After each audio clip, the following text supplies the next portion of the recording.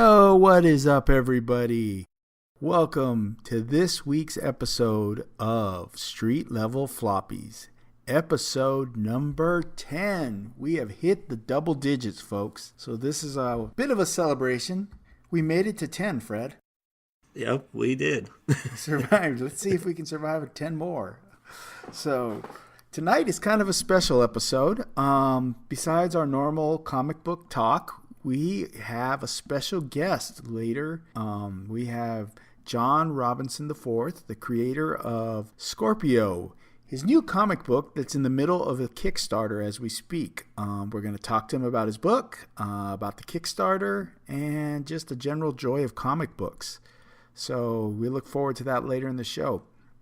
Also, I wanted to remind everyone we are members of the Nation of Nerds. We are here to educate, entertain, and introduce you to new comic books. And today, one way we're going to introduce you to new comic books is something new. So we're going to talk about a Kickstarter that we had a chance to check out that is going on just for Halloween. The name of this comic is called Our Final Halloween. 5 kids wake up in an abandoned house. They don't know why they're there, how they got there, or whose blood they're covered in. Co-created by Mike Garley.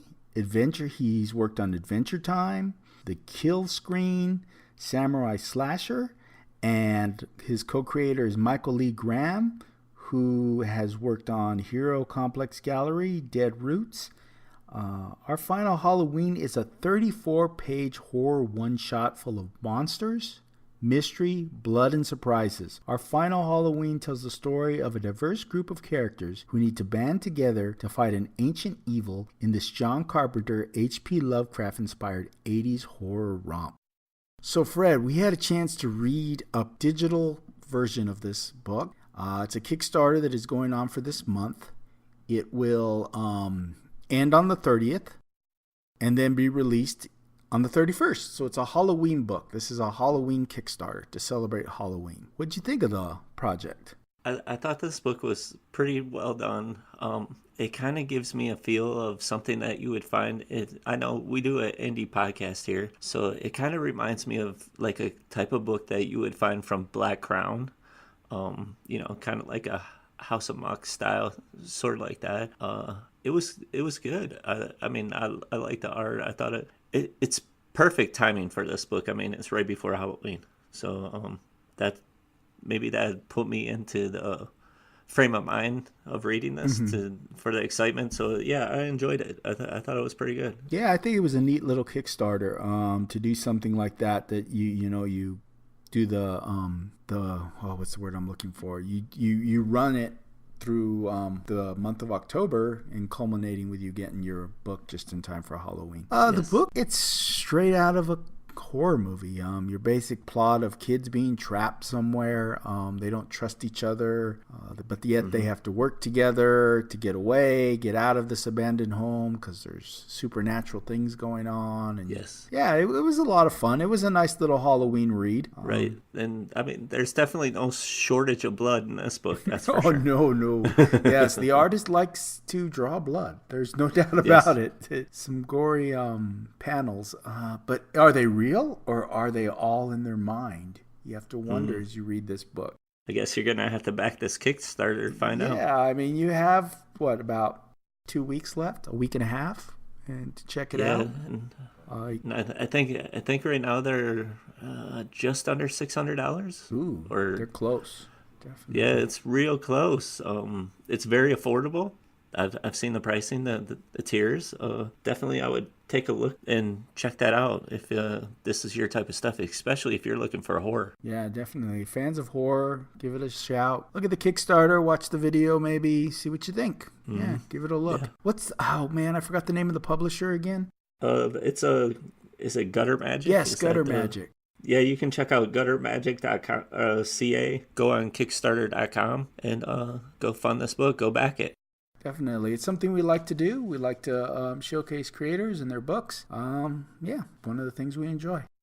So now we're going to move on to our reviews for this week. So that we have more time to talk with John later in the podcast, we're only going to do 4 books. But something I just kind of wanted to mention. When we do our podcast, there's a lot of books, of course, that we'd like to talk about, and sometimes they don't make the show. But don't think we're not reading them, especially Fred over here. So I'm going to throw a plug for our Twitter page, Street Level Floppy. If you're not following us, you're missing out, because if you haven't guessed yet, Fred runs the page for the most part. Chris and I do post occasionally, but it's mostly Fred. And there you can hear about some of these gems that maybe didn't make the cut on the show due to time constraints, and find out about some books that you may be missing. And I want to thank Fred for handling that and, sharing that and creating conversation about some really good books. And we can't get it all on the show, is basically what I'm saying. So follow us there and learn about some new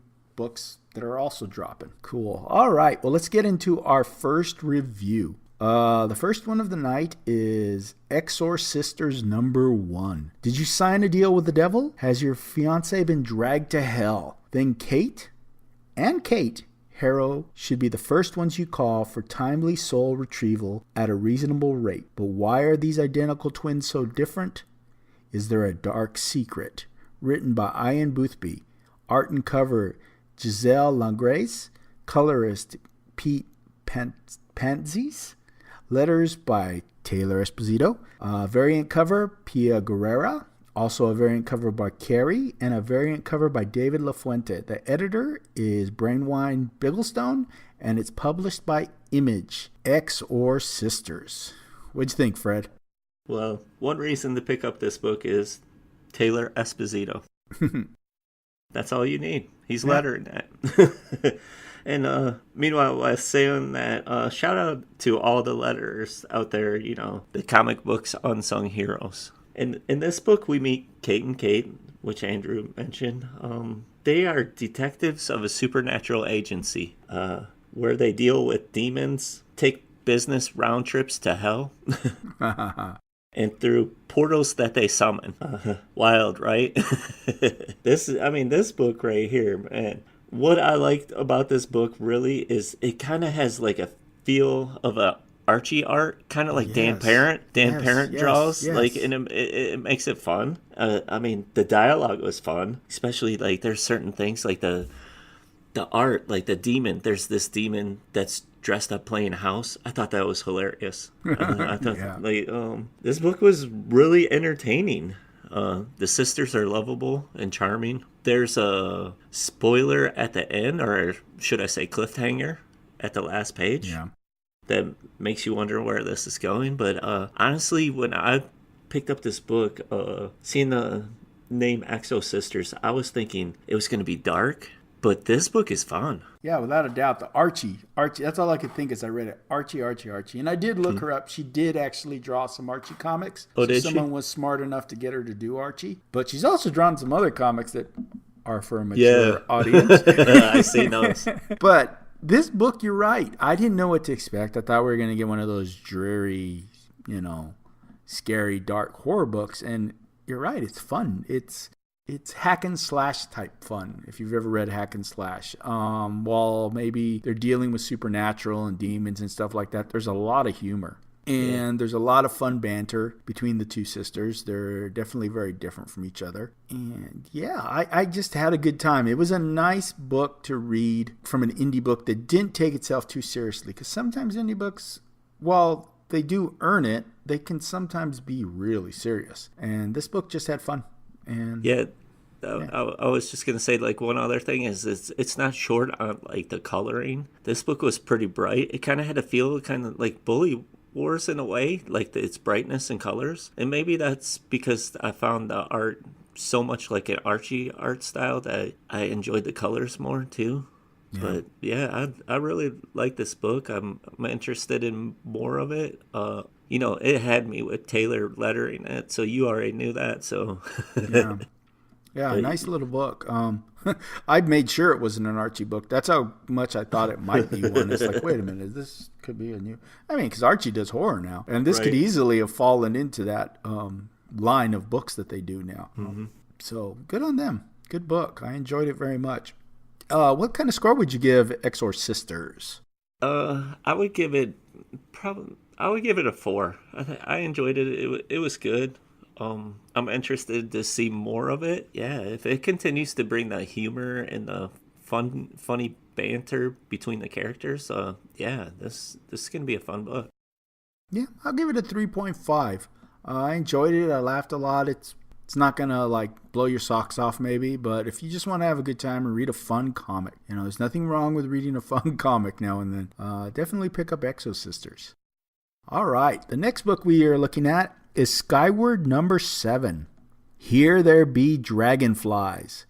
Part 2. Willa's alone in the middle of the forest surrounded by giant insects that want to make her dinner. But here to the rescue comes a badass group of sword-wielding farmers. Written by Joe Henderson. Art and cover by Lee Garbett. Colorist Antonio Fabela. Letters by Simon Boland. Editor Rick Lopez Jr., published by Image, Skyward. Skyward continues to be one of the best new comic books of the year. While this one may have not been my favorite, as I was telling Fred, it is still a high-scoring book. The story moves along. There's a lot of adventure. We get introduced to a new world and new characters now that we're outside of the city. For me, the insects weren't scary, but maybe to some people they were a bit frightening. Insects that eat people. For me, I kind of chuckled, but I really enjoy it. You still have the theme of the father-daughter, because she helped. The guy asks her why she did what she did, and we all know that she went out the door from last time because she did not want to see a father-daughter relationship destroyed. Very good book, beautiful writing, well written as always. Skyward is definitely a book that I recommend highly that people should be subbing to. I would agree. This book had some great visuals, I would say, with Willa taking on the big bugs. That was pretty interesting. I mean, the art and the colors in this is very visually pleasing. One of my favorite parts of this book was they ride on butterflies. That's pretty badass. It kind of made me feel like we mentioned this earlier between us, like Journey to the Center of Earth, where they had like the big bugs with the rock in the movie. Yeah, I think that's what the movie's called, right? Yeah. Okay, and that was great. Man, like this whole story arc, or this is the second arc, but this whole since the beginning, what is this, issue 7? Willa has been like a really joy to follow. She's somebody to root for. She is not afraid to take chances. She kind of acts before she thinks. Yeah. Which makes it even more fun because sometimes I can be reactionary, so I can see where she comes from. Nice. But yeah, I really like this book. I'm probably going to score it much higher than Andrew, but I like this book this week. It's probably like my favorite of the week. Yeah, I mean, it's a good book. And, there's just enough tension when she's out there. Like, could someone float away? Could they float away? I mean, there's just enough of that edge when they're floating with no gravity that it keeps you invested in whatever's happening. And then, like you said, the introduction of these new characters and the fact that they ride on the insects and don't forget the cliffhanger at the end. Oh, yeah. That part, I was like, uh-oh, what's going to happen next? Yeah. So we're in for a little bit of a shocker in that one. But yeah, it was great. And I don't know if you read at the back of it, Joe Henderson talks about why he picked insects. And he really had a scientific reason. He really broke it down that based on the lack of gravity is what would cause the insects to get that big, that there's a possible theory that that's why insects don't grow bigger. And it was pretty interesting. So he didn't just like randomly pick insects. He really did some thought into why the insects would be bigger. Yeah, so it was pretty cool. Yeah, is that his pitch that you're speaking of in the back of the book? Okay, yeah, I did. I glanced. I gave it a little quick once over. Yeah, it was definitely interesting. It's also interesting just to see what a pitch looks like before it's made into a book. That was interesting to me. So but go ahead. I was just gonna say this is like probably one of the best teams or one of the top teams on books, like with like Lee Garbett and is it Antonio Fabela? Yeah, like this is a really good team, and I'm gonna score this a 5. Wow. Yeah, Yes. see, I didn't see it as high this week. I'm gonna give it Yeah. a 4. That's where I'm at with this one. I'm gonna stick with the 5, and it's hard for me to give out 5. So, but I've been enjoying this title, this run. And maybe I'm just playing off the last issue. Mm-hmm. I'm for sure that people probably would enjoy it even more in trade form Yeah. when it comes out. Like it's better that way to read. But man, because I read the issue prior before it and then read this one, this is a great book. Yeah, the first trade is out for the first arc, folks. Mm-hmm. If you want to get into the first 4 comics, you can definitely grab a hold of that first trade. And that first arc was outstanding, if you ask me. It was definitely the way it introduced the gravity. Now it's a different scenario. It's in the city, where now we're out in the woods. It's really amazing, and you get to know Willa very well and what makes her tick. Yeah, good book. All right. The next book is Gideon Falls number 7, Original Sins, Part 1. After the mind-blowing events of the first arc, Norton digs deeper into the mystery of the Black Barn, and secrets of his past begin to come to light. Meanwhile, Father Fred does some digging of his own and learns the hard way that some secrets should just stay buried. Written by Jeff Lemire. Art and cover, Andrea Sorrentino, I believe. Colorist Dave Stewart. Letters by Steve Wands. Variant cover Tula Lotte. Editor Will Dennis. Published by Image. Gideon Falls. Fred. Okay, to start off, if you have listened to our podcast past episodes, or even follow me on Twitter, you know how big of a fan I am of Jeff Lemire's writing. With that being said, you have been warned. I'm about to fanboy out. Okay, so this is a new story arc. I really don't suggest jumping on at issue 7 without reading the previous 6. This issue is written from multiple character angles. What I mean by this is it kind of feels like a soap opera in a way. There are many, or should I say multiple stories going on at once. Yeah. That's typical in Jeff Lemire's writing style. Just as he's done, for instance, Black Hammer, Royal City, Sweet Tooth. Do you find it in a few of those books? Oh, yeah. Yeah, without a doubt. Even his Bloodshot, he had multiple stories going. Yeah, yeah. Now, the title of this arc is called The Sum of Its Parts, which is perfect for this issue. For instance, in this issue, Father Fred, he struggles with his faith, and does he believe in the Black Barn? I'm starting to wonder. Yeah, I'm still not sure if he does or not. Yeah, but he's questioning his faith. I'm thinking. Now Clara, she has some questions. She's questioning the mystery surrounding her brother's disappearance, her father, and even was it the bus driver named Joe Reddy? Yeah. Mm-hmm. So this that all falls in that pieces part, the sum of the pieces where he titled this.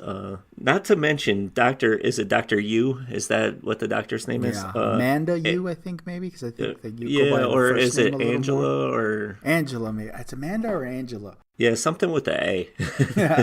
and Norman literally trying to piece the Black Barn together from screws, scrap wood, things like that, which is very interesting in this book. Now, the art by Sorrentino, it's beautiful for this book. Like, if you're looking like to add the eeriness, somewhat scariness, the art makes this a thrilling ride, in my opinion. What did you think about this, Andrew? Yeah, like you said, the art. I'll touch that first. The facial expressions in this book.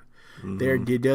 She does a really good job of showing fear in the eyes, the mouth, when it's like kind of open and ready, like in a silent scream. Just really well done.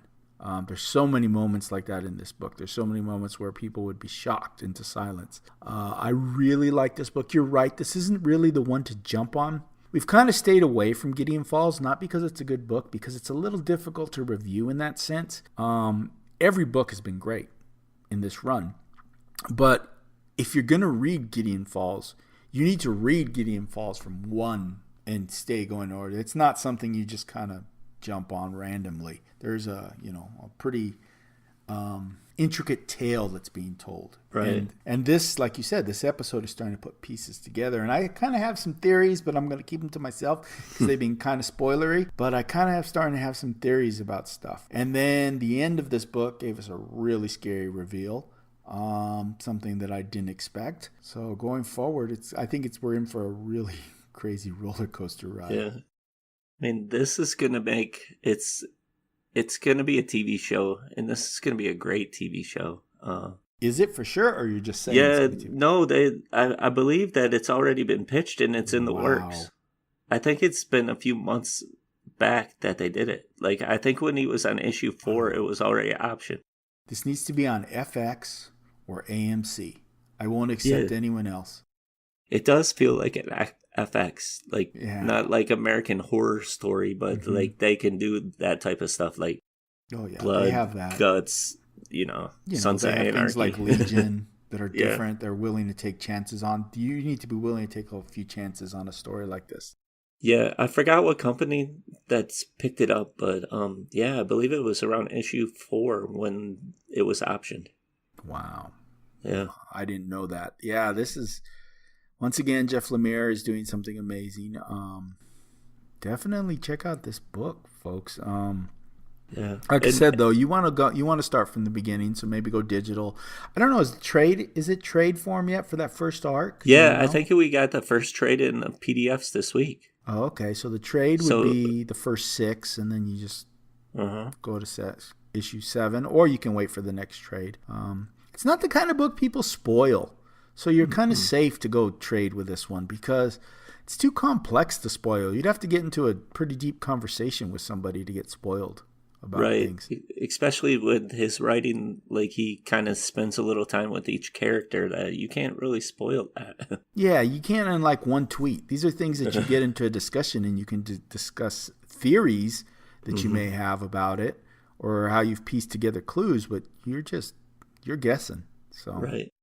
Yeah, I want to say, like, right here, if you guys are listening and you know exactly when this was optioned, or if I'm not daydreaming, hit us up on Twitter and let us know. Hey, Mark, help me out here, optioned, bro. I hate this. It's if it hasn't been optioned, it's gonna be optioned. Pretty much, there's too many streaming services, there's too many channels, and they're all looking for content. And yeah, everything gets optioned now. Yeah. Seems like the thing to do. So, what is your score for Gideon Fall number 7? I give this book a 4.5. I thought it was good. There's been past issues that were 5s. This one, is kind of building characters and stories, so it's not quite there. But with the last page, the last panel, it's about to get real creepy, I think. Yeah. I'm going to give it a 4.5. I was really impressed. For the beginning of a new arc, it definitely punched me in the gut to get me excited about for what comes next. And that's what you needed to start a new arc, It definitely said, okay, we're on this next half of the ride. Are you ready for this half of the ride? So, right. Yeah, and like I said, I think it filled in some things for me where I was like, oh, I think I know where it's going. So that's fun to formulate ideas where you think something's going. Definitely. And last of all, book number 4, Cemetery Beach number 2. Mike Blackburn and Grace Moody are trying to get out of the middle of a secret colony of an unknown exoplanet while trying not to make any noise. It's not working out like that, and the outer families of Second Stage are waiting for them. Utopia is kind of murdery. Written by Warren Ellis. Art and cover Jason Howard. Letters by Phonographics. Published by Image. Cemetery Beach. So if you've heard our show, you know that I loved the first issue of Cemetery Beach. It was probably one of the best comics I'd read in a while. It just really kicked me in the gut. The action, the dialogue, it just went fast and everything. Number 2 dropped a little for me. It tends to happen, though, with some of these comics. Like, it really comes out of the gate fast and hard, and then number 2 kind of spent a lot of time world building for me. And because of that, it took a step back. It's still a great book. I'm still excited to see where it goes. I think the main character is really cool. Grace still has a past that I'm interested to find out. But I wasn't so intrigued with the villain. That was just me. He seemed very, I don't know, cliche. That was all I would say. But the art is great. Solid book. I definitely will keep reading Cemetery Beach. I have a question for you. The first few panels, the villain, was he wearing a diaper? Yeah, or like some kind of sumo thing. I'm not quite sure there. I was wondering that. Like, I kept looking at it. Like, I'm like, is that a diaper? Yeah. What is that? Is that his underwear? That's what passes for underwear on that part of the world, I guess. Yeah, I guess. Or maybe there's like some hints that the leader of that world is a big baby, maybe? I don't know. Yeah. Yeah, but I'm interested. Like, the character, is his name Mike? Yes, the main character. He kind of feels like, and I think you mentioned this in the last episode, like he could be played by now I lost the name of Bruce Willis. Yes. He seems like a Bruce Willis type character. He has a lot of smart ass things to say. He says things, you know, he kind of lives by like the Stone Cold Steve Austin way of life. DTA, don't trust anyone. Yeah. This book had quite a bit of action. It did world build quite a bit. It made references to the place being like a huge toilet or something to that effect. Yeah. Was it? Well, it talks about the rings. It really explains to you that there's different layers. Like you have to go through each ring to get out of this wherever you're at, in other words. And they need to go to like ring 6 or 7 or something like that. Right. I like the art I liked. And that's not just because Jason Howard's from the state of Michigan. Great state, go blue. See what I did there? Yeah. But it was good. It was kind of dark. It's kind of there's a lot of panels that he kind of made this a little more interesting, you know, the action scenes. I really dug that. And I like how Warren Ellis kind of, you know, leans on his artist quite a bit to tell a story. I think that's really good. This is still like, it's not as good as the first issue, but it's still good. Yeah, this is still a good book. I'm not dropping it by any means. I guess I was so excited for what I got the last time that I had this as my top. This was my one of my most anticipated books. I had it up there with my Batman. And if you guys know me, Batman is a special place. And maybe I gave it a little too much hype and I was disappointed because I set my bar too high. So it might be on me. So if you were going to score Cemetery Beach, I would definitely give this, you know, same score as Exorsisters. I would give it a 4. 4? It's a decent book. It's not, you know, the first issue, we probably gave it like 4.5, I think. Did one of you guys give it a 5? I might have given it a 5. Now, I don't remember, but I might have. But I probably at least gave it a 4.5. Yeah, 4 is, I think, is a fair score for it. Oh yeah, definitely. I'll go with you on that. I agree on a 4. It's still well written. There's some great art and action, as you said. The story's moving fast. There's no time wasted. So you assume it's the same day or the next day. You know, things are moving quickly. It's one of those kind of stories. Yeah, good book. All right. Now we'd like to welcome our guest. He is a writer, podcaster, one of the co-founders and architects of the Do You Even comic book community, and now officially a comic book creator, John Robinson IV. Welcome, John. What's happening? Hey, what's going on? What's going on? Not much. We're just excited to talk to you about your new comic, Scorpio, and how this project is going and how you came up with the idea to do a comic book. Oh, yeah. Appreciate it. Thanks for having me, first of all, because I really appreciate coming on and talking about the project and whatnot. So I definitely appreciate you guys reaching out. Yeah, we're totally excited about this book. I mean, didn't this book reach your first goal in less than 24 hours? Yeah, like I was actually kind of surprised. Like wow. So I launched it on I think Monday at 12 o'clock, exactly 12 o'clock in the afternoon, and then the next day around 10, I was out voting, Wow. doing early voting, and I saw it. It had hit the goal, and I was like, wow. As a matter of fact, I give a shout out to my friend Arcade, who he backed it to $25 level, but he added $3 just to make it reach the goal. Oh, wow. That's To a be the friend guy who right put there. you over. Well, that's a buddy. There you go. Friend for life. Yeah. So I was really surprised. I was really happy about it. I kind of had to reorient because I did a lot of marketing to begin with, and like a lot of setup and pre-planning and building. And then like I was planning to like, okay, if it's not going well, then I've got these plans in place to kind of like push it a little bit.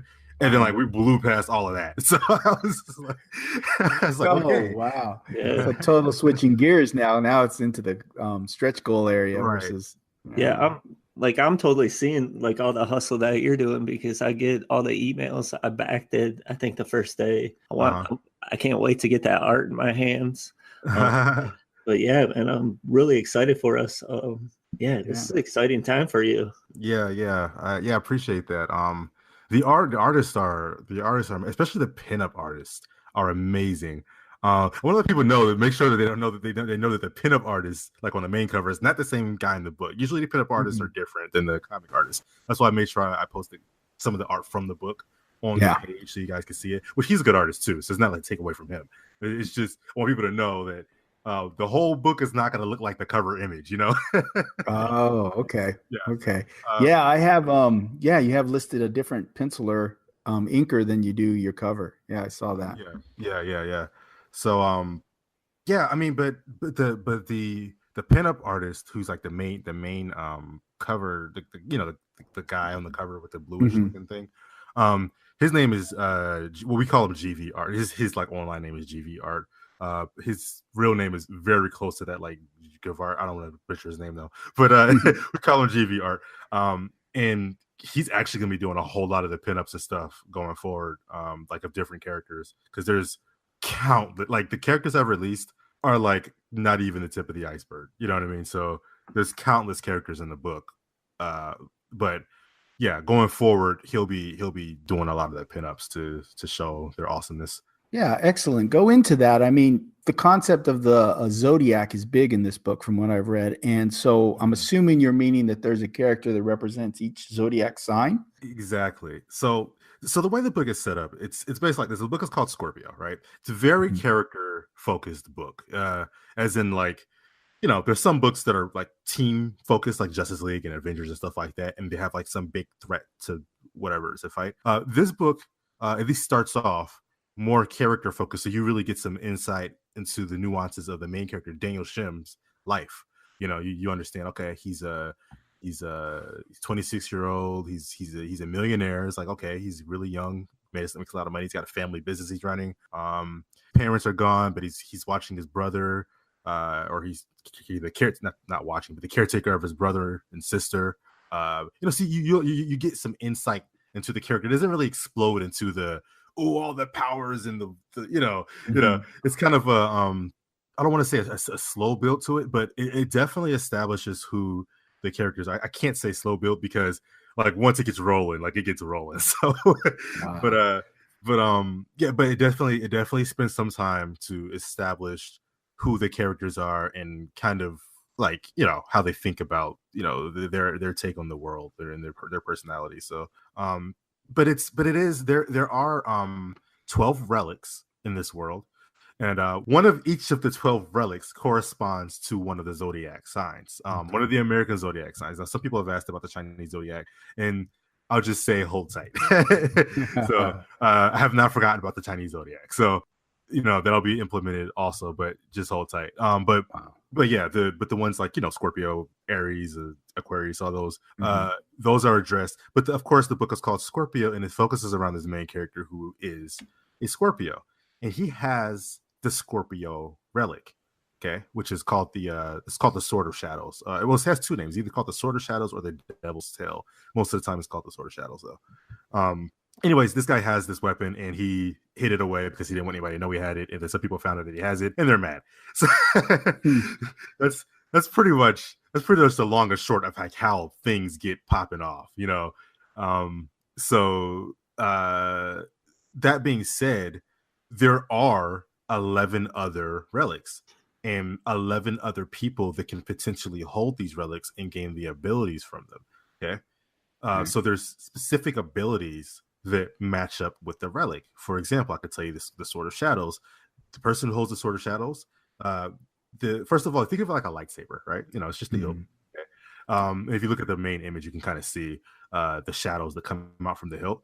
Well, the blade of the weapon is actually made of like mystical shadows, right? And it grants certain abilities, like first of all that the shadows twist and turn at crazy angles. So if you're a swordsman, you're not going to be able to have a regular swords fight with this guy, because he could do stuff that you can't do with a regular sword, like turn it into like a whip-like form and all kinds of crap, making it pretty freaking dangerous, And then he can, and then the Sword of Shadows can also help shroud the person in shadow. If they're standing in shadow, then they can kind of conceal themselves and that sort of thing. And there's other higher level abilities that I won't get into yet, because it'll be kind of revealed with the story. But that's how all of the relics are set up.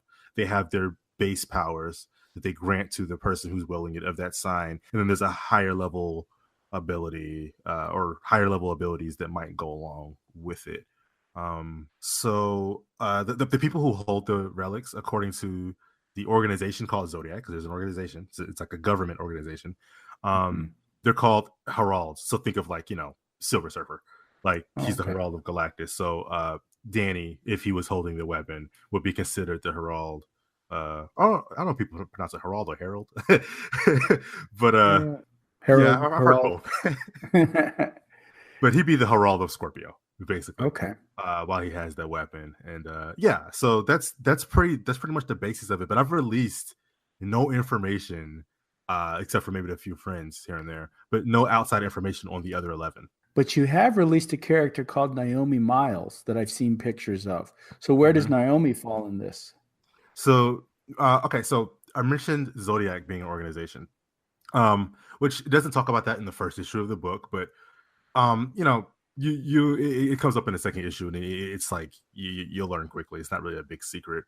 But Naomi is a part of this organization. So the purpose of the Zodiac, the organization of the Zodiac, is they're fighting in this secret war that we don't know exactly what they're fighting against or what they're fighting over, but they fight in that war, and they keep hold of the relics. So they protect them, basically. And the people that are members of the Zodiac, they hold the relics, and then they train people who are called prospects under each of the signs. So for example, Naomi is the adjunct prospect of Scorpio. What that means is she would be first in line to become the herald of Scorpio, but they just don't have the Scorpio relic right now. So she is the most skilled Scorpio of their organization, and they're kind of like separated into each of their signs. So there'll be like a group of, say, I don't know, say a dozen or so, right? That are prospects. That means possible. I guess people who are possible to be heralds in the future. They under each sign. You know what I mean? Okay. We'll say anywhere from a couple to a dozen. There's not exact numbers set on them right now. It doesn't really matter as much, but we just know that people are training under the people who currently hold the relic, to where they may pass it down to them. So Naomi is the front runner of that, and because there is no Scorpio herald right now, she's trying to go after it. Now, in your books, diversity plays like a big role in your comic. Why is that important to you? Word, yeah. So there's first of all, there's a lot of comics out there who just, there's been a default for a while, Right. Oh yeah. It's kind of like it's kind of like Superman, Batman, right. Iron Man, Spider-Man. I mean, we love all these guys, right? But at the same time, it's kind of like, all right, there's a default. It's like we kind of look. Oh, well, there's War Machine, and there's there's Falcon, and there's Storm. You got to kind of like and then when you especially, I mean, past Black characters, especially get into like get into like Mexican characters or yeah, don't get me Latinx characters started. or Asian characters, then it starts. They were really scrapping. We're like, okay, let's see, Shang-Chi. Yeah. Maybe we can claim X-23 now. You know, Right. it's just like we're like really digging. You know what I mean? So Yeah. I wanted it to be kind of a natural thing, and it is a natural thing for me. Like when I make characters, first of all, I just make the character. I make their base personality. I don't really say, oh, this person's gonna be black or Mexican or Right. whatever the case. I just make the character, and then I start to like add on, like, all right, what's some aspects of this person's personality? Well, what if they were Asian? How would that influence their background? How would that how would that influence how they approach certain situations, their sensibilities? How does their culture affect their outlook on the world? If same thing if it's whether it's a guy or a girl or whatever the case, how are they looking at the world differently? So I usually implement that in the later stages of a character design. you know Daniel was Chinese American kind of from the beginning, but that's just because the name Daniel Shim, for whatever reason, has been swimming in my head for like years. I don't know why. Before I even had a concept, So I was like, all right, his name Daniel Shim's gonna go in this book because that name is killing me. Definitely. Yeah, I can see that. You get that name first. It's like, I gotta use this. That's a total cool concept, especially like if like us three, we're all three culturally different on this podcast, and it's awesome to see somebody represented. I'm hoping to get someone besides Frank Castle to represent me, but I'll take him. Frank Castle. I love Frank. Yeah, definitely. I saw that in your video about how you talked about the ability you could really get ethnically diverse because the Zodiac sign, you're going to spread it out through many cultures and many nations, I think is the way you spelled it out in the video. Yeah. Yeah, that's the way, like, the idea was because, like, I was thinking about, so first of all, the Zodiac itself, I mean, you can make a story about relics and not make it not be the Zodiac. I could just say, oh, there's like, any number of relics around the world and people pick them up and get powers. But it's fun to make it the Zodiac because, first of all, people relate to the Zodiac. Second of all, the Zodiac has these, like, people really dig, whether they believe it fully or they just think it's kind of a fun thing. They really dig the personality aspects of the Zodiac, And I was like, with all this wide range of like personalities, there's gotta be like a wide range of backgrounds with them too. I mean, it would just be weird to have a full lineup of Zodiac and they're all white. Like that'd just be weird. It's just like, why are they all white? It's just kind of just weird, or all of any one thing really. But I just thought it was fun to, like, every character, as I approached them, I was like, oh, well, what different kind of background can we use for this? And these things have these, to give a little bit more insight into like the relics themselves and how old they are. They're old, like they're beginning of time, almost old. You know what I mean? So these relics, when found by the person of the correct sign from a particular nation, have literally played parts in destroying and building kingdoms and empires. So it's like, and that's all over the world, in different parts of the world. You know what I'm saying? And they only, for the major threat that I won't reveal yet, they only came together and formed the Zodiac organization when they were forced to against this threat. So it kind of brings a bunch of cultures together like that. Wow. You know what it reminds me of? I mean, it feels Valiant. I'm a big time Valiant reader. Oh, yeah. The universe has that feel, that very, like different characters, different parts of the world. You're going deep with the history. I like it. Word. Appreciate it. Yeah. How far along is the project at this point? Is it completed? Do you have a completed book? Yeah. So issue 1 is it's pretty much complete. I said it's complete in the Kickstarter, on the Kickstarter page and video. It's like 99% complete. When I say that, it just needs some letters and a couple of colors. But I mean, there's nothing that will hold it from being complete or anything like that. So there's no risk there. the colorist is she's been working hard, so she's kind of she's not really taking a break. She's just like taking her time. Which I told her, I was like, look, just look, we're good. Like you can slow it down, and she's like, yeah, because she works like long hours and stuff like that, and then she works tirelessly on the book, and she actually made the video too. So very cool. Yeah, I asked because here on our show we get deep into like the different aspects of the comic. We kind of really enjoy that. Like Fred has his favorite letterist, for example. I mean, that's how deep we get into and we discuss all that stuff. So I was like, so how far along? And like, and what I liked about the bio is that you mentioned you have a letterist. I think a lot of indie comics kind of skip that person and they pay for it later because you can really tell when you don't have a letterist sometimes. Yeah. And you have a colorist, you have someone on the cover, you have an artist that's doing the art as long. How involved are you in the artistic stage of the book? So drawing wise, I suck. I can't draw anything. Now, as far as concept behind the designs, though, that is all me conveying things to the artist. So Danny's costume. And it's still tough sometimes, even when I get somebody to draw a new picture of him. His colors are the colors of it are so they're hard to get. Even if you're looking at them, they're hard to get. It's like a dark blue, like a dark slate grayish blue is on the main part, and then the other part is like a different hue of blue. But if you go too bright with the blue, then it looks like cartoonish too bright. Like so it's like a weird balance there.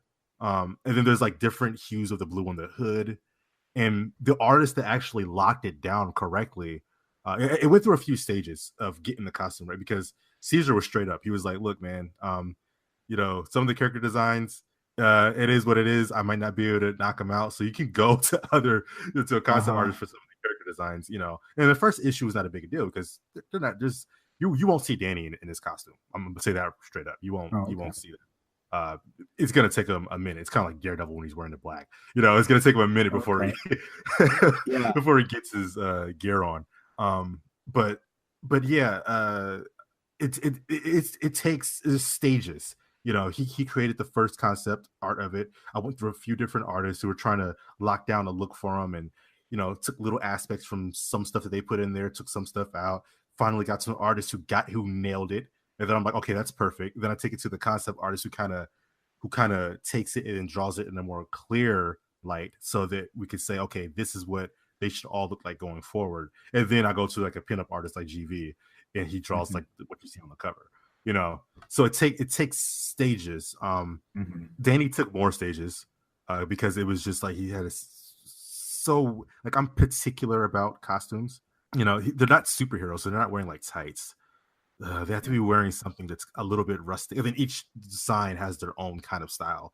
So the Scorpio style looks very Assassin's Creed-ish, you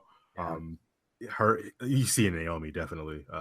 His a little bit, but definitely Naomi's outfit is very Assassin's Creed-like. And then, but like when you get to some of the other signs, you'll quickly see a change in the style of their clothing, like the shock. I'll give you a preview of one of the names. Sarai is the Libra. She's Indian woman.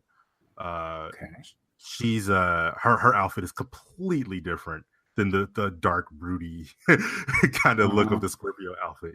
So yeah, we have a wide range of looks, but it's kind of hard to lock down. But that's just part of the process, Nice. Now, speaking of process, Chris couldn't be here for this interview, and he's an intern editor at Marvel, and he wanted to know, how do you write your scripts? Like yeah. So script writing wise, I take definitely full script approach. All right, I've been writing for a long time, like just writing in general. So I wasn't really as worried about my ability to write. Now, my ability to write a comic book, first you get kind of the jitters. It's kind of like, how do I make because a novel is different from a comic. Now we get more time to kind of flesh things out and kind of, you can take your time to get into the story a little bit, because it's a novel, they expect it. Comic book, people are like, yo, I want to see somebody like I want to see somebody like explosions like right now. Like page 2 needs to be like popping off, you know. Splash page. But I'm not that kind of writer, so I had to find the balance with the comic book, you know, going forward. So, anyways, because I'm new to comics, I definitely write full script, and I looked at a whole lot of scripts beforehand, and one of the scripts that stood out to me a whole lot that I kind of took a huge note from, not at his level because it was ridiculous, but was Alan Moore. I was looking at one of his was it Killing Joke? I think it was a Killing Joke that I was looking at, and all the notes that he gave to the artist, so conversational, but it was so indeed, it was so much detail. Like you would think he was like an artist or a movie director himself. Like he knew exactly how he wanted the scenes to look, like down to like scraps of paper on the road. Like it was crazy, you know. I don't write quite like that, you know, but I do write full script style, you know, page, or I'll write the page number 1, panel 1. The first panel will usually have a very intense description because it's not just a description, it's also me setting up the book. Like, here's the feeling of the book, here's the feeling of this scene, this is where they are, you know. And I have some screenwriting elements, like I'll say internal, you know, Shim household or something like that. But then I'll go into more detail about like the feel of the home and stuff like that, and then I'll go into more specific details. And then yeah, after that it's a little bit more chill after the initial descriptions of particular settings and particular characters. I don't describe the characters as much because the artist will have my story Bible anyway, so they'll have all the notes of the characters outside of it. I'll just say, hey, here's, you know, Danny, or here's Amy, or whoever. So you don't give like the Marvel ways, Chris would say, where you let the artist just run wild. It depends on the artist, because in indie comics, you can almost change artists like man, like indie comics is harder because it takes longer between issues, so the artist might have another job, or, you know, whatever the case is, you know, it's different than working at a company. So you have to, your scripts have to be written, because my scripts are written well. I'm in issue 5 writing scripts, and then it's plotted way further out than that. So like I don't know who's gonna be the artist on issue 5, you know what I mean? But I write it for anybody to understand what I'm saying, and I always convey, hey, look, even though I say that there's 4 panels in here, if you feel like you can make it happen in 3 and it works better for you, go for it, you know. It's that communication. You let them know that, hey, I'm saying this right here, but you're also a contributor to the project, so if you feel like something will work better, by all means, you know. Nice. Yeah, that was. I was gonna say, you answered the second follow-up question I had, was like communication with this artist. You answered 2 questions in one. Nice.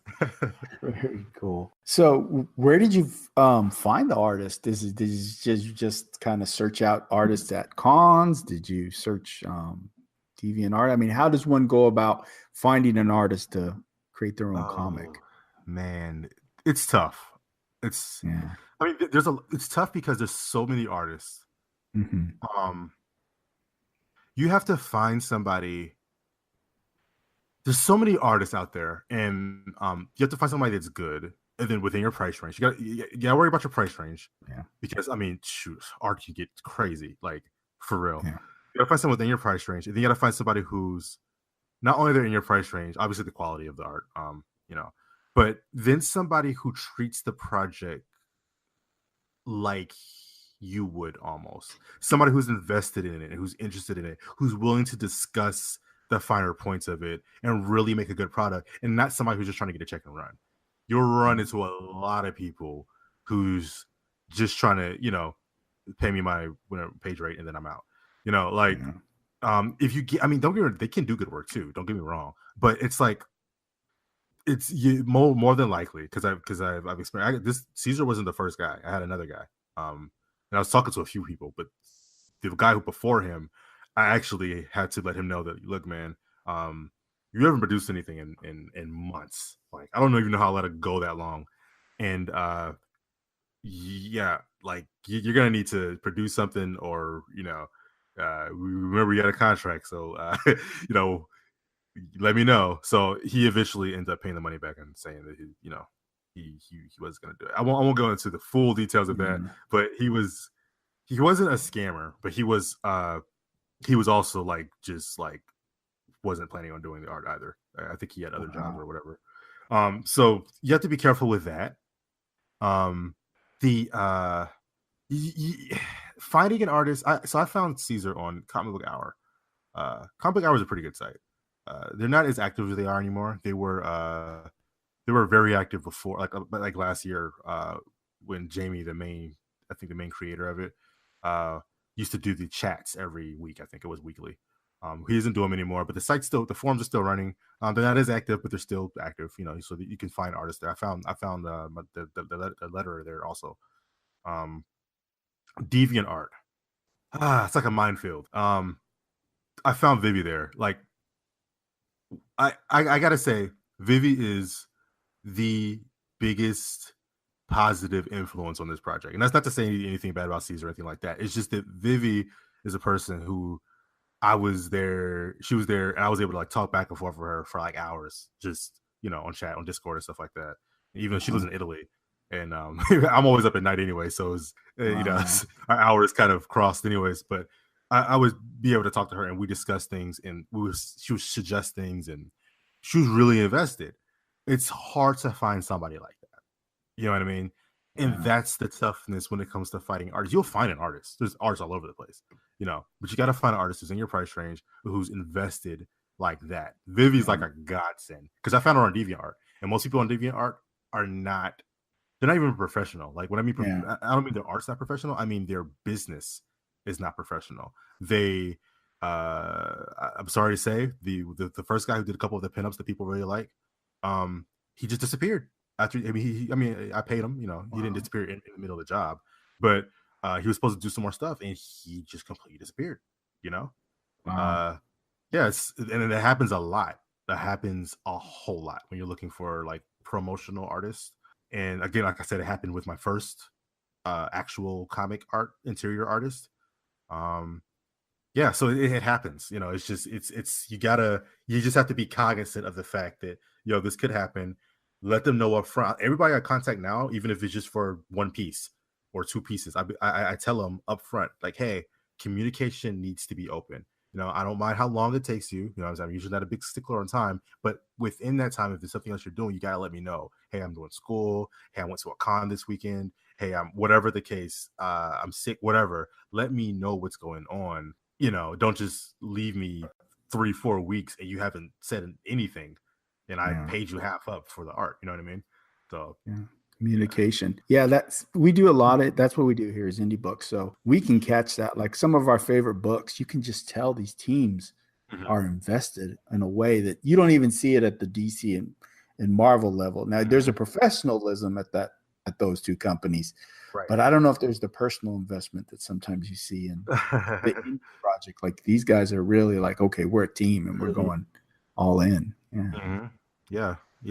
For sure. Especially like, just not to get off on a tangent, but if you ever read like Crowded, that whole team on that book, you can tell they're having fun, and they show the pride with like their avatars on Twitter and things like that. So you want to. Funny. It's funny that you mentioned Crowded, because I hadn't heard of it, which is funny because I run a comic book site. It's like it's always weird when there's a comic book I haven't heard of, because I'm like, I run a comic site, like I'm supposed to know these things. I mean, I'm granted, I get it. I'm like busy. I'm not going to know everything. But a coworker in my job, my other coworker who backed the project, mentioned to my other coworker who had no idea was a comic book head that was working on a comic book. Like we've worked for he's been working here for months. And I did not know he was a comic head. And he's like, oh yeah, give me the link and I'll go support your project and stuff like that. And he's like starts talking about a bunch of indie comics, and he mentions Crowded. And he said the same exact thing that you just said about the creative team on Crowded. That team is just, you could just tell. That's why that book hits it out every time it comes out, because everybody's doing their job. Are you gonna have someone help you design? Did you have someone help you design it, like a graphic designer, or did you handle that too, like getting it ready for print and all those like things that people don't think about? So for getting ready for print, so I was super noobish with that. Like I was, and even Caesar, you could tell. I mean, Caesar's, he's a younger, newer artist. course, his art's amazing and stuff like that. But he, he's learning too. So he sent the pages in all different kind of crazy sizes. And I didn't even know. So I'm just like, oh, cool. Like he's art looks good. Not thinking about the sizes of the pages, like some of them like 4 by 5,000 pixels. Some of them like 4,500 by, just different sizes, and then Vivi, who was getting them again, props to Vivi, the colorist.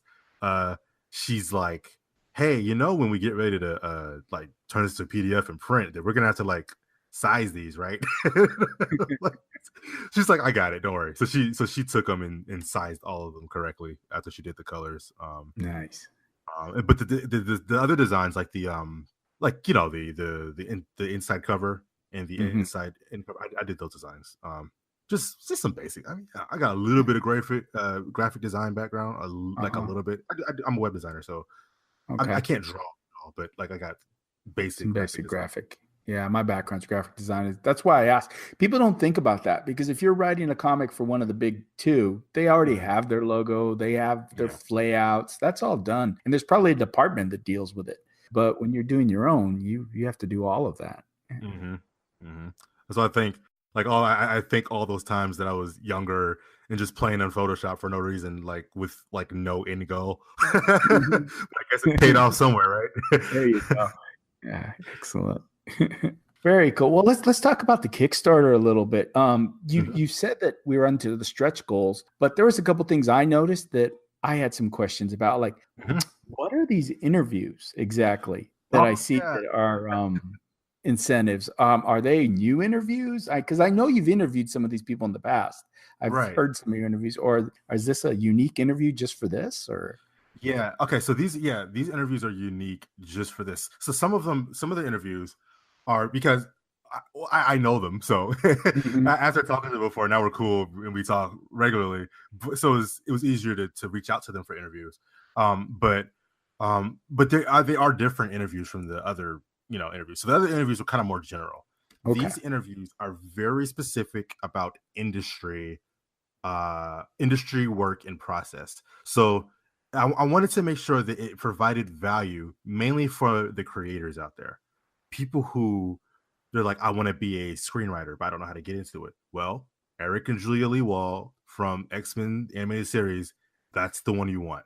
Oh, it was, oh my gosh, it was excellent. Like, it was excellent. Plus, they like to talk, and we love talking. Like, me and them, like, I met them in MomoCon. Like, we knew each other on Twitter already. I met them in MomoCon. We talked for a long time there.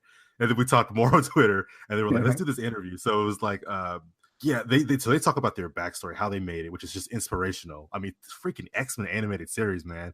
It's inspirational. And then they talk about, like, the ins and outs of, like, how you do it, Like, that was the focus on all of these interviews, is how do you do it? How do you write? How do you get into the comic industry? How do you get into screenwriting for TV or movies? That's what these interviews are focused on. Whereas the other ones were kind of like more just general creator interviews. So Gotcha. Yeah, because you have a hell of a lineup in those interviews. I don't know what I was gonna choose. Fred chose you took Thompson, right? Yeah, I took Kelly Thompson. It was between like Brian Edward Hill and Kelly Thompson. You had so many like good creators that I liked that I was like, I had to pick Kelly because she started in podcast world first, so I had to pick her. Well, here's a good thing. Here's a good hint right here. Here's a little kind of inside information, not all the way inside information. So if I'm assuming you're already back at 35, right? Yep. Okay, so check this out. One of the stretch goals, the next stretch goal, as a matter of fact, because we just hit 5,000, like today. So we passed that stretch goal, which gives us the script. So everybody has access to the script of Scorpio. Everybody at the 25 level. So there's always incentives to get people to bump up a little bit. So if you were at 15 and you want the script, you go to 25 and you get also everything that's at the 25 level plus the script. I try to stack it. I want to make I want you to get more stuff. So the next stretch goal though is if you I'm going to make it $5 more. So instead of 35, it'll be 40, but you get all of the interviews. Okay. So instead of just picking Kelly or just picking Brian or whoever, $5 more, you get all of them. In addition to, hint, there may be some other interviews to get added on later. Maybe. Ooh. I say maybe because it's not in stone yet. But Yeah. yeah, I'll just say there's a high possibility that there will be other interviews added. So if you get the 40, you get all of them. So Nice. someone who hasn't backed yet, because you caught me right as I backed someone else, our other friend from Do You Even comic book, I gave him a back. But I should you go for the 40 one then, or which one? And then I would get all of that, what you're describing.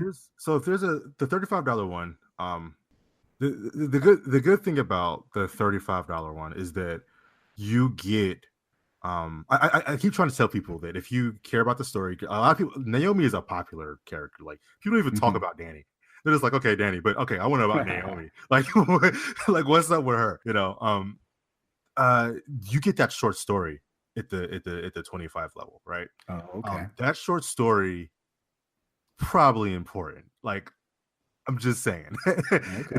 It's not a comic book, it's a short story, so you gotta read. Sorry guys. I don't okay. like reading without pictures, but it's a short story, and it gives you some pretty deep insight into the kind of person that Naomi is. So I always tell people that, look, if you could do the 25, obviously you get the idol commentary also, and then you also get the script now because of the what you call it, but you get that, and then with the script plus you get a creator interview of choice at the 35 level. Plus you get a print.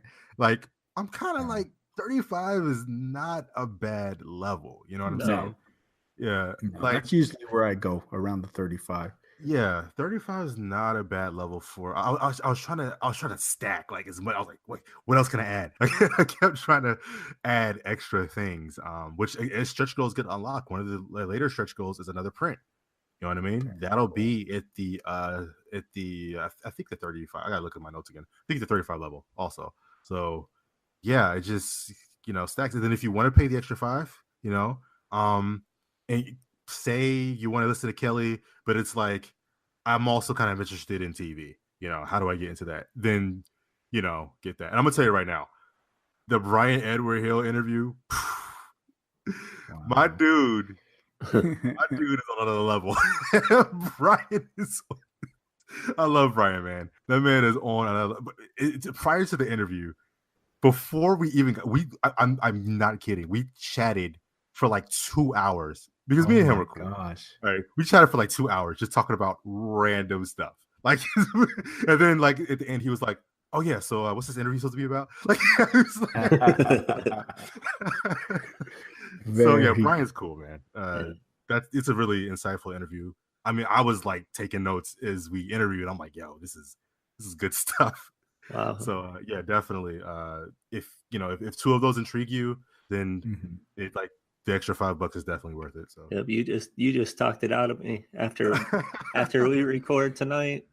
I'm throwing $5 more at you. Well, we gotta reach the next stretch goal for it though. So it'll be I'll add a pledge level to it. That's 40. Because right now it's at 35, and then whatever the next one is. I think it's the audio comic one. So yeah, it'll be added as soon as we hit the 55, and I have faith that we'll reach it. What do you have, about 25 days still left on your 25 days. Yeah. Okay, that's not bad. Yeah, kind of talk a little bit about that. People don't understand that this isn't done just because you reach the initial. Yeah, I've been trying to tell people like that, like especially friends and family who aren't used to Kickstarter, or friends who are like on my Facebook.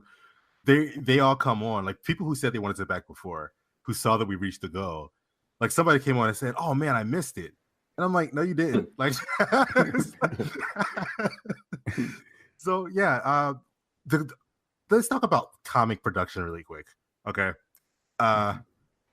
Comics are not cheap, man, to produce.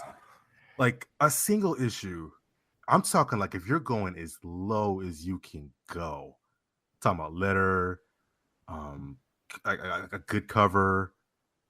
I mean, as low as you can go, you're still talking about at least $3K, and that's going low. You know what I mean? Like they're on average about $4K. So mind you, this is not counting the printing and shipping. Like this, like I got to ship with this money. Shipping is no joke.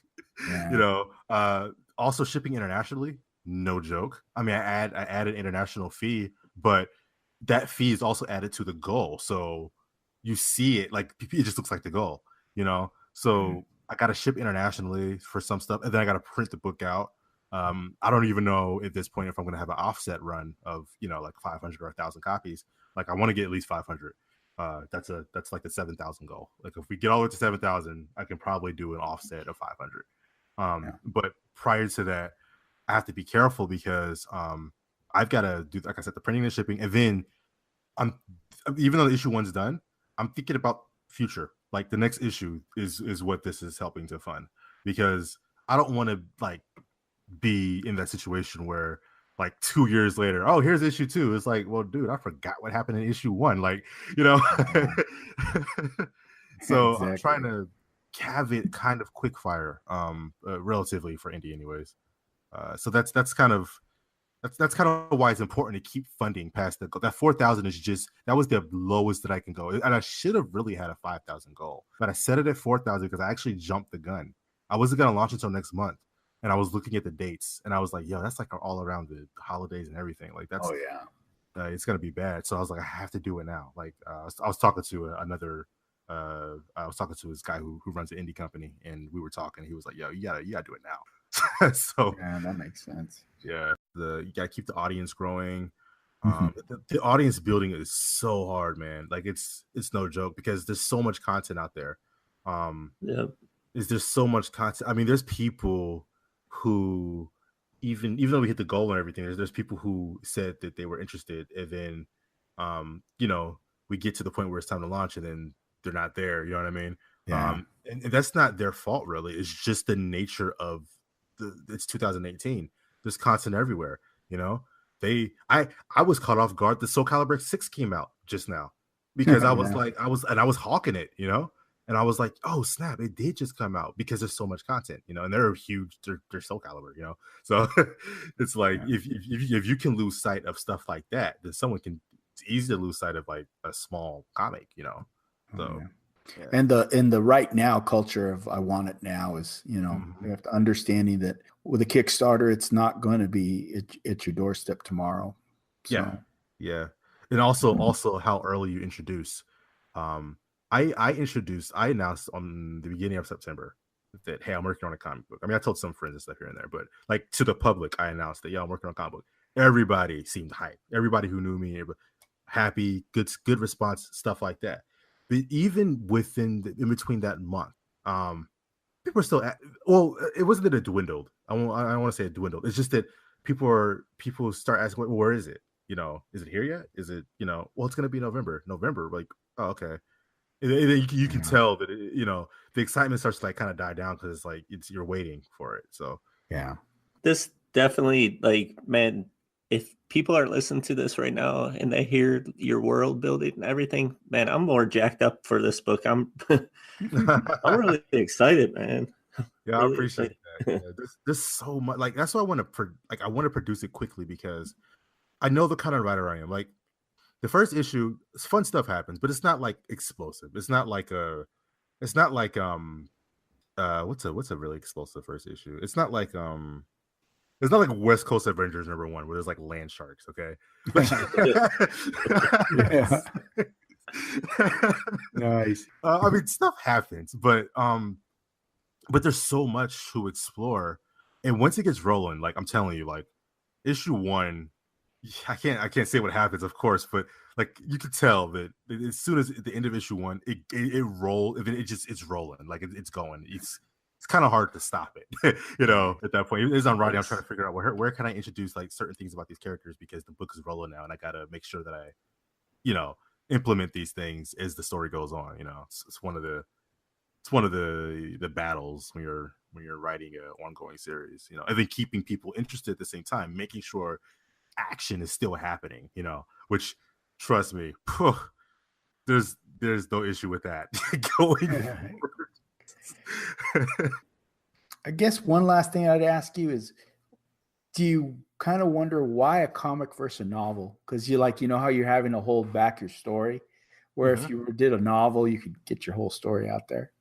Yeah. A love of comics, or Well, first I want to make the comic, so yeah.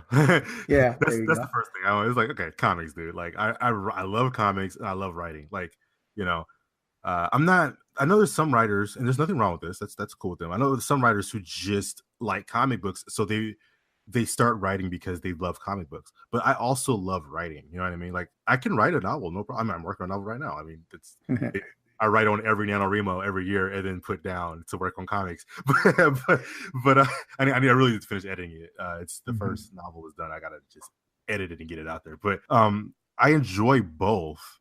It's just that I enjoy the comic book medium, and so I wanted to be able to tell stories through that medium also. And then there's certain things about the Zodiac or about Scorpio that is like, you know, it might be cooler to see the Sword of Shadows whip out and, you know, do a twisting helix around Danny's body than describing it in the book. I mean, don't get me wrong. Yeah. I got some descriptive writing skills. I can make it happen in the book, you know.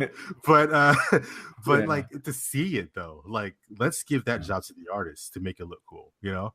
Very cool. Yeah, so it's like, yeah, it's kind of like I like both art styles, of course, but it's, you know, that's why I wrote this short story, you know. I'm always going to be writing like little stories on the side, you know. But it's the medium, you know. There's no way that I can be me being me right without writing a comic book. There you go.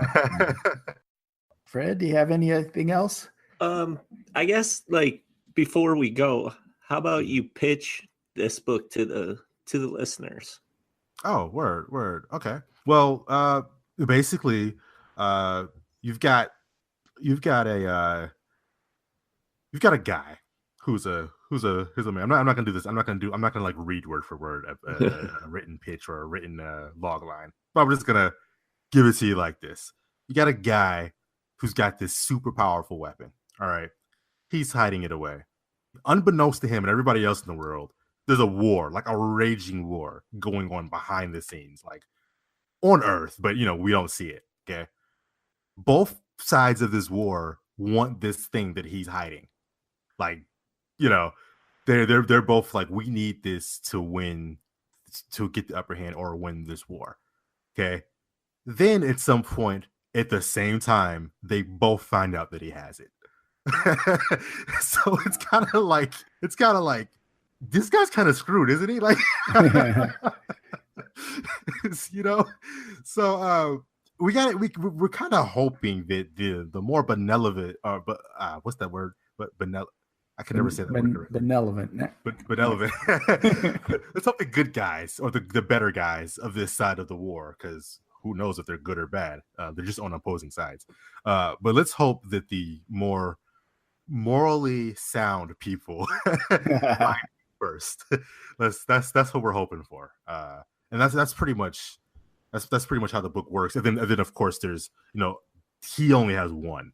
There's 12 total. So there's one relic that they're looking for, but there's 12, and all of the powers, they're almost overpowered, like for real. Like I didn't explain to you guys the higher form of the Sword of Shadows, but it's kind of stupid. Like it's Wow. it's everything has a higher level of like, how are you supposed to fight that? But as the book goes on, you see how they fight it, and you're like, whoa, got it, you know. Awesome. Oh, and real quick, also there's I just released on my last Kickstarter update. So if you guys go to the page, to the Kickstarter itself, there's a little contest there. So I mentioned earlier that I've only revealed Scorpio, the Scorpio relic and character. Okay, the contest is you guys vote for, just leave a comment, you know, just voting for I let people pick two, your favorite sign. Okay. I said on a live earlier. I was on Kickstarter live earlier. I said I would give it until 3 days. I might give it a week. I'll see. But after a few days, I'm going to pick the highest voted sign, and then I'm going to release that character and character information and the relic of that sign. So whatever gets voted the highest is what will get released. And we may also get a pinup of it. And then based on people's response, that pinup may become a second print that gets added to the Kickstarter. So Oh, nice. yeah, so we'll see how it turns out. But this is fun because it's kind of like I don't know what's gonna get picked. Cool. We don't even know what sign and what's gonna be revealed, and what it might tell about the story, what insight it might give. So it's kind of fun. What are you, Fred? I'm a Capricorn. I'm a Aquarius. Aquarius, nice. Capricorn, Aquarius. Capricorn actually shows up sooner than later in the book. Aquarius, you'll see sooner or later in the book, but it doesn't really show up all the way yet. But I just revealed something there, right there. I said You Aquarius just is the teased key. it. Yeah. We can edit that out if you need. No, it's all good. Yeah. Bleep. Yeah, awesome. Very cool. All right. It was great talking to you about this. I'm excited now. I haven't backed yet, but I'm going to back this week. Word. Yeah, definitely. Yeah, I'm totally excited. It's sounds like a great world building. Sounds like I was just seeing like the effort that you're putting into this book on social media. Mm-hmm. The amount of emails I get, man. You're showing how hard you have to work to, make your dreams come true. Oh yeah, man. It's work, but if you love doing it, Yeah. yeah, if you love doing it, then it would still work, but it's easier to get through the work, Yeah. Yeah, definitely. I definitely appreciate you guys getting me on here. Well, thanks for coming on. Yeah, Do you have a link we can share of the Kickstarter, or they just go to Kickstarter and look for Scorpio? Is that So what I found when I go to I'll double check again right now. But what I found when I go to Kickstarter and you search Scorpio, it does not pull up the book, which is weird. But which is so weird. I'm like, oh, actually no, I lied. Huh? Maybe it was just yesterday. Never mind. It's the first thing there. And then they can go to your page too and find a link on your Twitter page, huh? Yes. So you can search Scorpio on Kickstarter. On my Twitter page, it's pinned. On my Facebook, if you look up Scorpio Comic on Facebook, it has to be Scorpio Comic though, because there's a billion Scorpio groups on Facebook. But if you look up Scorpio Comic on Facebook, mine will show up. And also, if you just type in ScorpioComic.com, that link takes you straight to the Kickstarter page. Also, your Twitter is at IVWall. Yep. Correct. IVWALL. It's like fourth wall, but with the fourth, because I'm John Bernard Robinson the fourth. Very cool. All right. Well, I guess we'll go ahead and wrap this up. Is there anything else you needed us to mention to everyone? Anything else you want to plug? Our next stretch goal is 5,500. So, we're about 100 into that. We got like 400, a little over 400 left. Like it's like $404 to get there. So yeah, if you guys are anybody out there who's willing to support, I would definitely appreciate it. Become a part of the journey. Like that's the fun thing about Kickstarter. It's like yeah, if someone could put out a book and put it on Amazon, of course, and that's totally fine. But it's so cool to like have a community who's invested in a project. You know what I mean? It's like we did this together. Sure, I wrote a book and I found some artists and the artistry, but it's like we together made it happen. That's the fun thing about Kickstarter. So yeah, definitely. If you want to be a part of the project, then go ahead, head over there, and we'll get to the 55. Unlock that all interview stretch goal, and then the one that I really want to get to. I made the stretch goal all the way to 7,000 so far, but the one that I really care about is the 6,000, because that's where we get the variant cover. The variant cover, it's still in process, but I've seen it's sick. Like it's Naomi. It's featuring Naomi, but dude, it's sick. Nice. Yeah, well, you guys heard we want a variant cover, so everyone go check out this project. Back it. Once again, John, thanks for coming on. Yeah, thanks a lot, man. Yeah, no doubt. And we're excited. Yeah. Appreciate People look for him on Twitter. He's always talking comic books. So. Oh yeah, love talking comic books. I'm always like, I post what I read and everything. Like definitely. All right. Well, thanks a lot. Thanks, John. Have a good one. All right, that was a lot of fun talking about Scorpio with John Robinson IV, and now we're going to kind of get into what we might have been reading this week.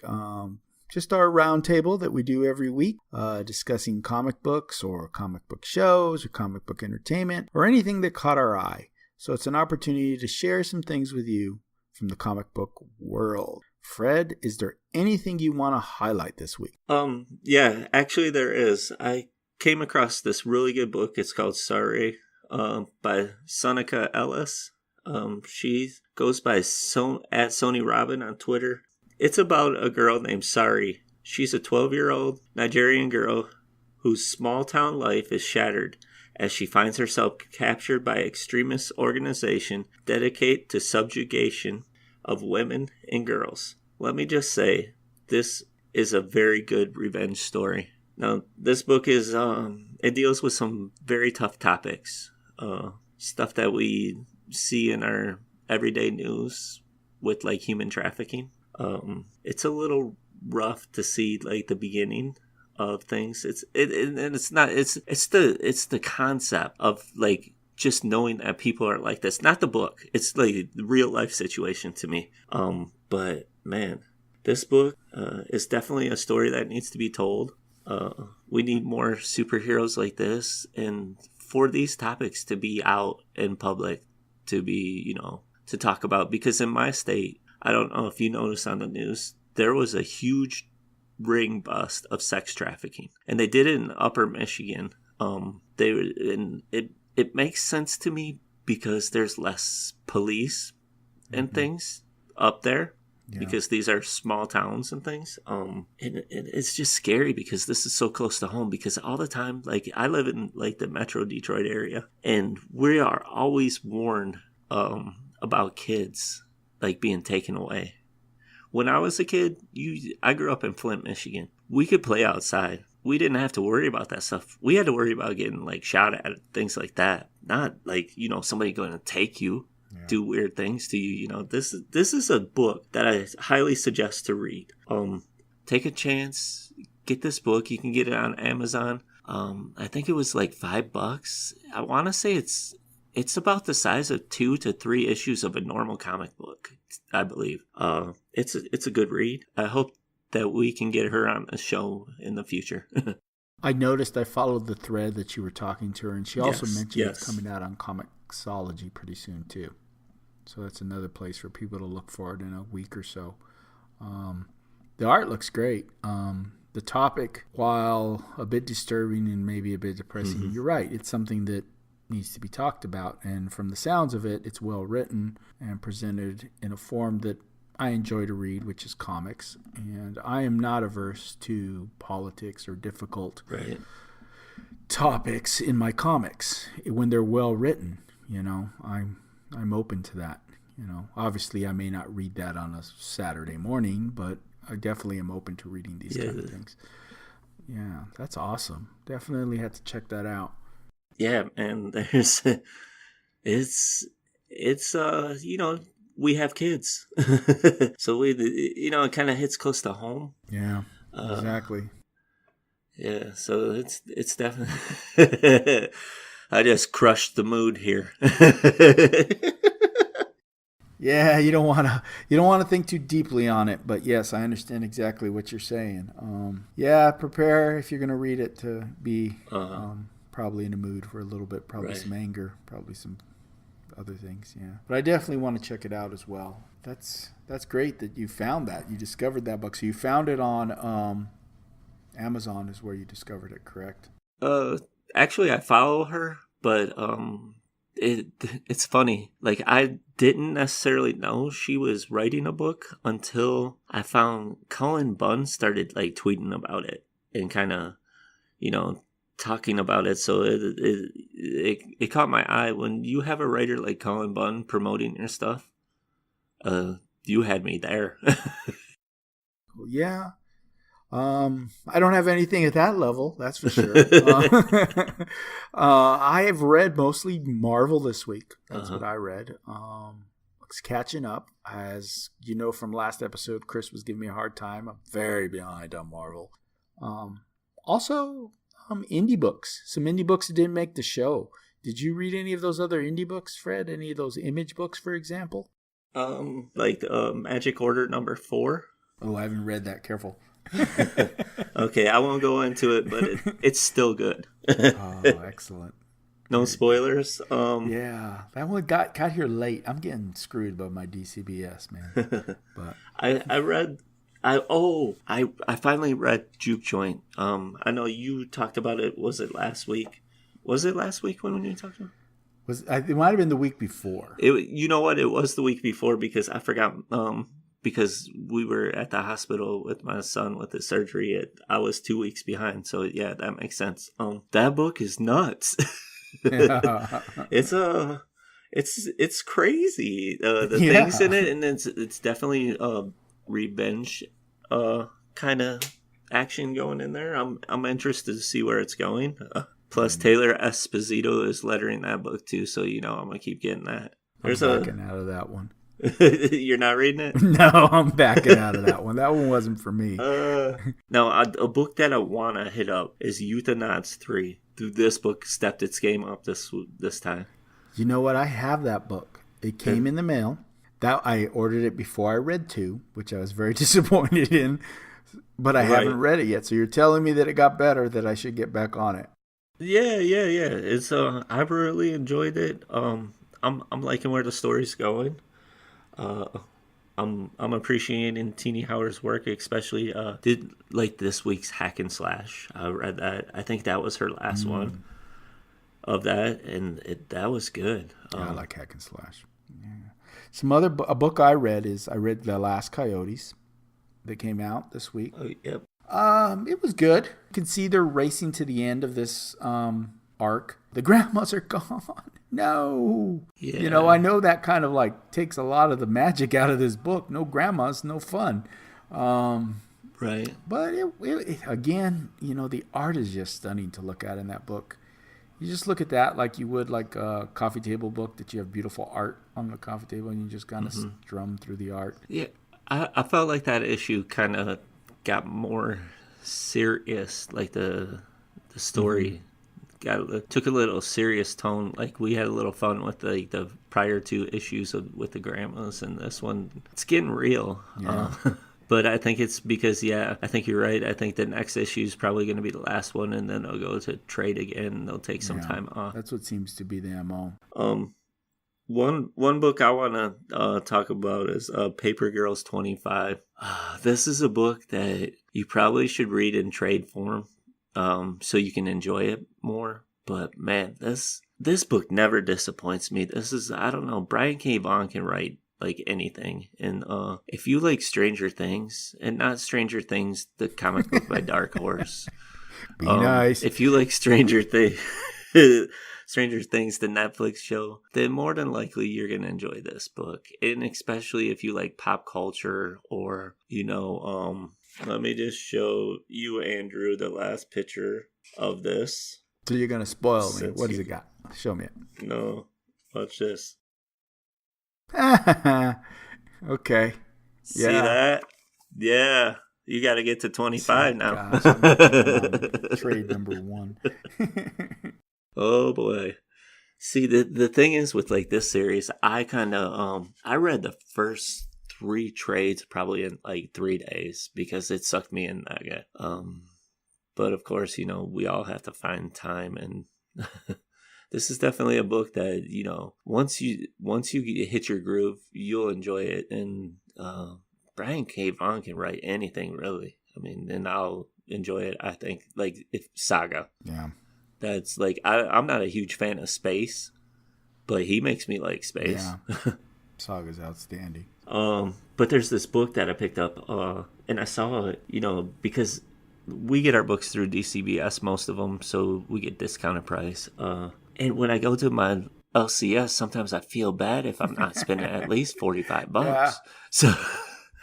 So I looked around and I found this book. It's made by Guardian Knight Studios, and it's called William the Last. And the artist and the writer, it's got like a kid feel to it. It's fun. Kind of Jack and the Beanstalk feel to it. But I thought it was pretty good. I thought it was a pretty decent read. It might be something more for somebody younger than me, but I liked it. It was interesting, and I think one more thing I need to say is I know I've been hating on, it hurts me to say this, Brian Michael Bendis. But his Superman has been getting better. I haven't started reading it yet. I just it's gonna take a lot for me to get. I'm not happy with his Superman, but okay. Yeah. Are you liking his action? Better than his Superman, but See, that's where I was too. But this last issue was pretty good. Okay. All right. Well, I'll trust you. It's up. It's back there. That's coming DCBS for me. See, that you want to know what rate's important to me. It's what I'm buying in the shop. Because I need to have it because I don't want to wait. And if you're on the DCBS pile or on that order, you're not as high on my reading list. And Superman and Action hasn't, but Superman fell into that spot. Yeah. I could see why too. Flash fell into that spot too. Oh yeah, after Flash War, I've kind of I still read it. Don't get me wrong. Well, yeah. It's just I'm just not. I don't know. It's just not enjoyable right now. Mm-hmm. But we'll see. Yeah. I haven't dropped it. I mean, I'm still buying it. Just buying it at a discount. Yeah. I'm willing to wait and get the discount. Where other books. I want it so bad I'm willing to pay no discount. So right, it's kind of what's crazy is I was thinking about you and I like when we talk about books that we don't like, but we still buy them. Oh yeah. I was trying to think of like books between Marvel and DC that I don't buy. I think there's 3. Oh, there's more than that for me. If I don't really like a book. I mean, see, when I say I don't like a book that much on the show, that means I'm disappointed in the book, but I don't hate it. The books that I don't like, I don't talk about. So that's why you haven't heard about them. There are some DC and Marvel titles I'm not buying. Like, I'm not buying the New Age of Heroes anything. Yeah. You know what? That just went up a little higher. I forgot about those books. Yeah, I'm not buying any of those. Well, do you have anything else to throw out, or are we going to go ahead and call it a night on big episode 10? I want to do like a shout out to like the people like podcasts that shout us out and some of like our loyal listeners that, retweet, share our posts, interact with us. Do you mind if I, Go for it. Shout them out? Okay. First, I want to start off with the Pop Culture Cafe. John and Scott there, they talked about us quite a bit. I just want to say, hey, John, that's right. I'm all grown up. I appreciate all the support you guys have given us, and thanks for all the shout outs. Professor Frenzy, Chris and Jerry. You can find them at Professor Frenzy and Chris at BTO and Bad Books. Great podcast. Love their show. They highlight some books that we may have missed. Yeah. Which is, sometimes like I'll add them to my reading list before I head to my LCS.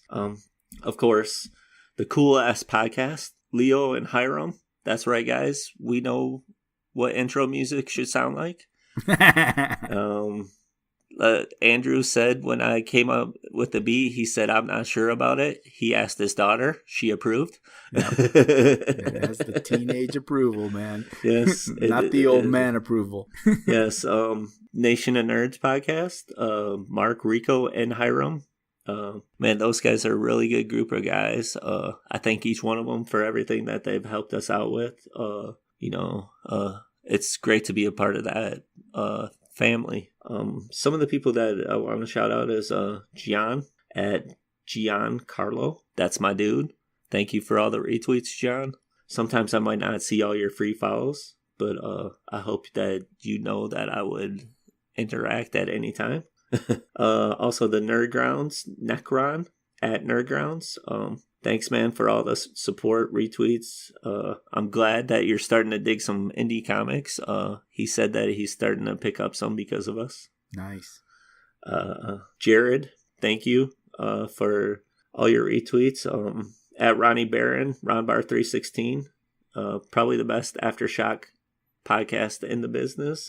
Thanks for your support. Martin Loves Comics, Peter DeViblis, I'm sorry for butchering your name. Anthony at Brooklyn Batman, thank you, man. Thank you for everything. Retweeting us, help promoting the show. And Lobo Black Wolf at LOB033. Thanks for all your retweets as well. If I missed anyone, I'm sorry. It's Friday. My notifications say about 55 when I log on. Yeah, that's what happens on Friday. Yeah, I'm going to go ahead and toss out a few shouts of my own. First Issue Club has always been good to us. They supported us since the beginning of our podcast. I definitely want to throw a shout out to Mr. Chris Holmes, who is not here tonight, who is part of our podcast team. Can't wait to get you back, buddy. And Nation of Nerds, of course, for what they've done to help get us started. Who else? Shout out to your boy Joey, because he's doing our promos. No, seriously, folks. I do these promo pictures that we do. I started doing them. I have a background in graphic design. I'm doing these on Photoshop. His son took the photo on his own, figured it out on his phone with an app on his phone. You know, I'm over here in Photoshop with an app on his phone. He started recreating my promo images on his own. And so we said, hey, go ahead and see what you can do. And it's his job now. I can't wait to see what he does next. We're going to throw something a little different at him next week. We're going to have him toss up the design. Let's see how he does. Yeah, it's pretty cool. It's a good way to keep a 12-year-old busy. Yeah, but I love it. I love that he just, he didn't like balk and say, well, I can't do that. He probably has something fancy. No. He just said, let's see, I can figure out how to do it. he feels like he's part of it. Nice. It's a good feeling. He enjoys it. He actually was asking me what books to put out. I don't know how he does it so quick. I don't have the patience for that, and he can knock it out in like less than 4 minutes. I swear, it's so quick. I'm like, wow, okay. That youthful energy. Yeah, and maybe it's like his eyesight is way better that he can line up things real quick. I don't know. Yeah, I could never work on the phone. God no. No, it's and he has like a galaxy, and I'm like, what are you? How does he do that? And he's like, how about this? And he's like sending them to me right away, and I'm like, whoa, okay, that was quick. Very crazy. Yeah. But definitely we do miss Chris tonight. Wish he could have been here. Busy man. Great teammate. Miss his energy tonight, that's for sure. Yeah. So here's to 10 more episodes. Let's get to 20 now. That's baby steps. Maybe 15 first. No, we're gonna swing for the fences. You're wearing a Yankee hat. We're swinging for the fences. You gotta represent. I'm doing this for Chris because he's a Mets fan. Okay. Oh my. All right. You want me to hit the road, sign us out right now? Yeah, go for it. Okay, I'm not going to mess this up like you guys the past couple weeks, but just like the streets we call our home, show some love for the creator own.